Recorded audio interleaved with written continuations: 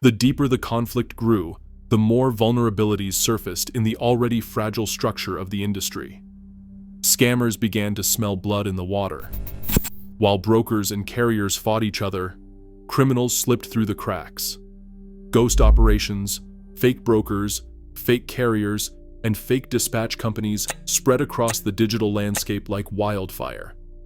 They impersonated real companies, stole load confirmations, rerouted payments, and vanished before anyone realized they were ever there. The chaos of the broker wars created perfect cover. One of the most devastating fraud rings operated undetected for months, posing as a mid-sized brokerage with a clean safety record and a strong customer base. Their website was flawless, their phone system professional, and their emails convincing.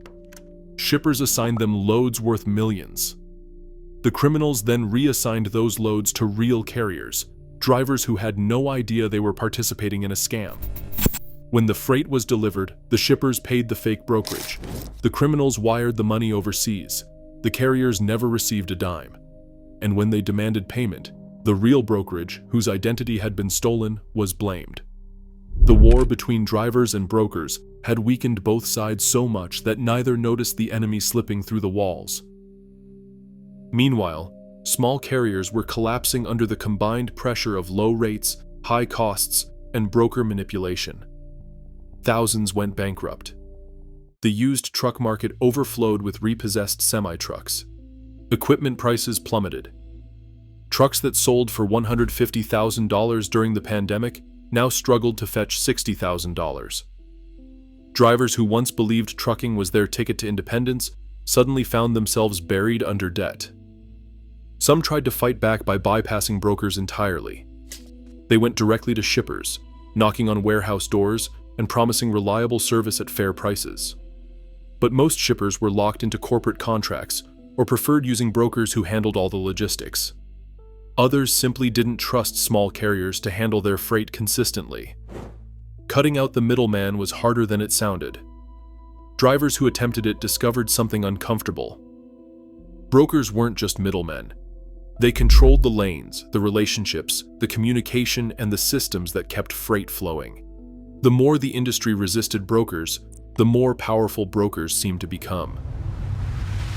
But there was another force entering the arena, one that neither side fully understood. While drivers fought brokers and brokers fought drivers, tech giants quietly developed software designed to automate freight matching entirely.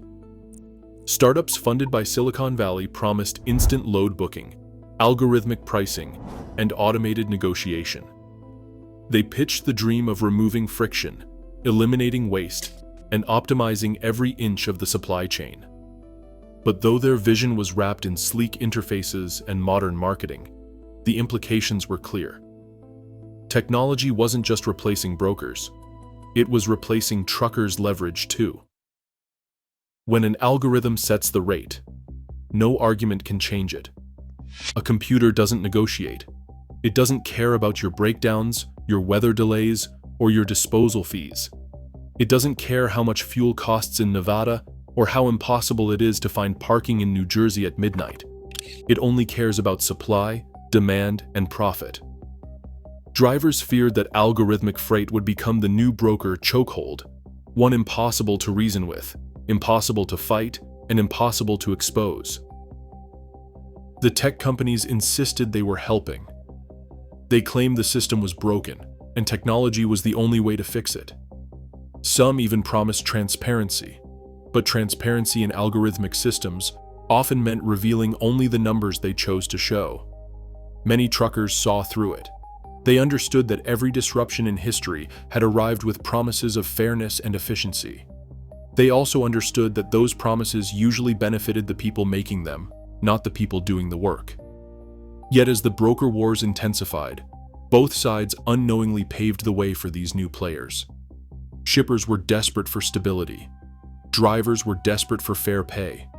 Brokers were desperate to maintain relevance. And into that desperation marched a new kind of middleman, one made of software instead of salespeople. But long before technology would dominate the battlefield, brokers and truckers escalated their conflict further. Some drivers began blacklisting brokers entirely. They published spreadsheets with broker ratings, payment reliability, transparency levels, and reported abuses. They shared lists of brokers who deducted hidden fees, refused detention pay, or manipulated load details. Brokers, in turn, created internal lists of problem carriers, drivers who complained too much, pushed back on low rates, or canceled loads when brokers tried to change terms. The lists acted like digital wanted posters.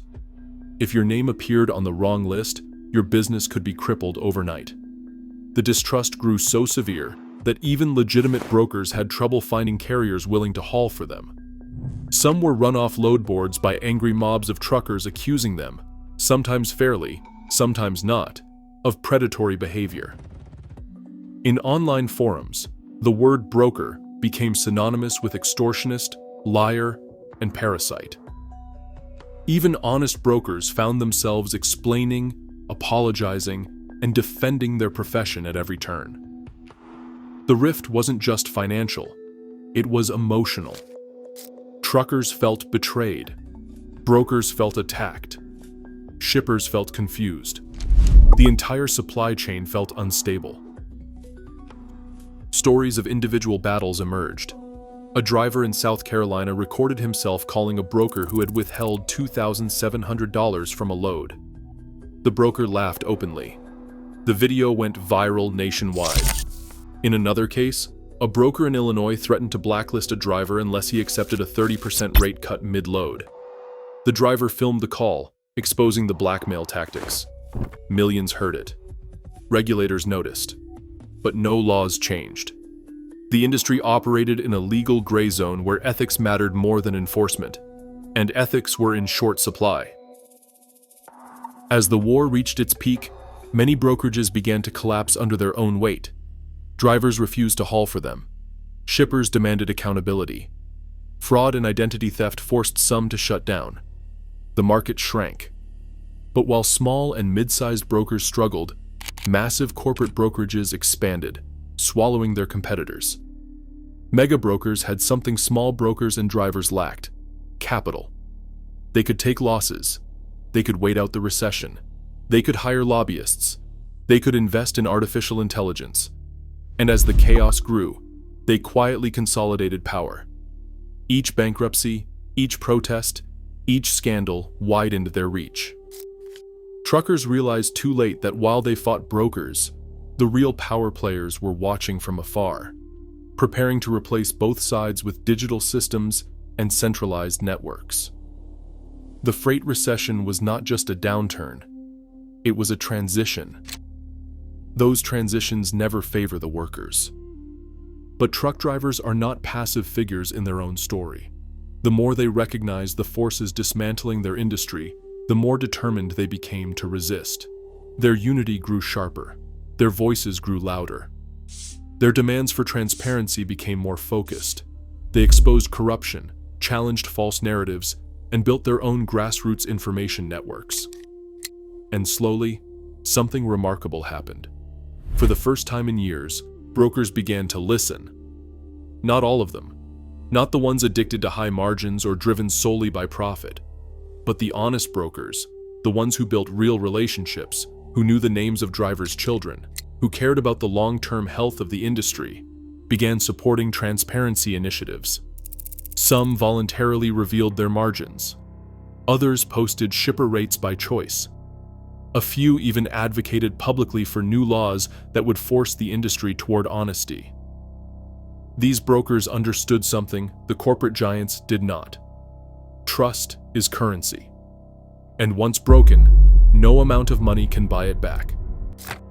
As these alliances formed, drivers discovered something profound. The broker wars were never about eliminating brokers. They were about eliminating exploitation. They were about leveling a tilted playing field. They were about demanding respect in an industry that relied on their labor, but hid its profits behind closed doors. But the war was not over. A new phase was coming, one driven by technology, consolidation, and global economic pressures. One that would redefine the future of trucking. and one that would determine whether the next generation of drivers would inherit an industry built on fairness or an industry built on algorithmic control. The battleground was shifting, and this is where the final chapter begins.